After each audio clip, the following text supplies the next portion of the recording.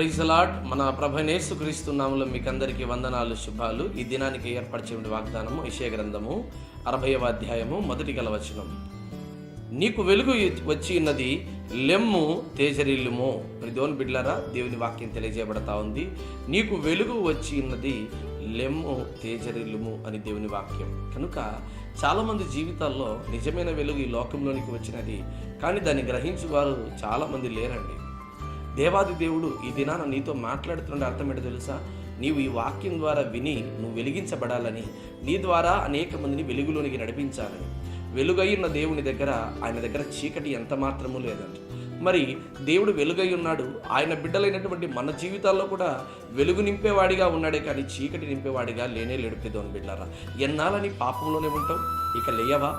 లెమ్ము తేజరిల్లుము. ప్రియదేవుని బిడ్డలారా, నువ్వు లేచి నిలబడగలిగితే దేవుడు నేను విస్తారంగా ఆశీర్వదించి ఇదిగో ఒక గొప్ప వెలుగుగా నేను చేయాలని దేవుడు ఆశపడుతూ ఉంటున్నాడు. అనేక మందికి మాదిరిగా నువ్వు నిలబడి అనేక మంది చీకటి జీవితాల్లో నువ్వు వెలుగు నింపేవాడిగా ఉండాలని దేవుడు ఆశపడుతున్నాడు కదా.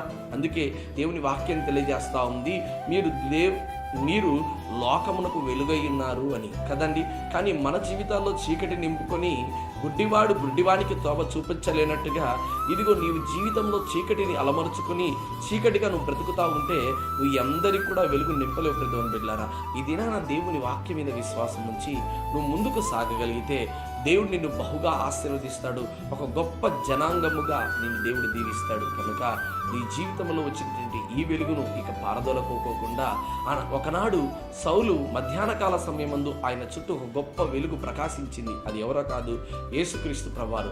ఒక్కసారి పట్టబడినటువంటి సౌలు ఆయన జీవితం ఏ రీతిగా మార్చబడిందంటే సౌలును దేవుడు విరచి పౌలుగా మార్చాడు. కనుక ఈరోజు దేవుడు నిన్ను కూడా మార్చాలని ఆశపడుతున్నాడు. నీలో ఉన్నటువంటి ప్రతి చీకటిని తొలగించి దేవుడు నిన్ను వెలుగులోకి నడిపించాలని ఆశపడుతున్నాడు. కనుక దేవుని వాక్యం మీద విశ్వాసం ఉంచు, ప్రభు వైపు చూడు. దేవుడు నిన్ను గొప్ప వెలుగుగా ఆశీర్వదించి గొప్పగా ఆశీర్వదిస్తాడు. అలాంటి దీవెన దేవుడు ఈ దినానికి దయచేయునుగాక. ఆమేన్.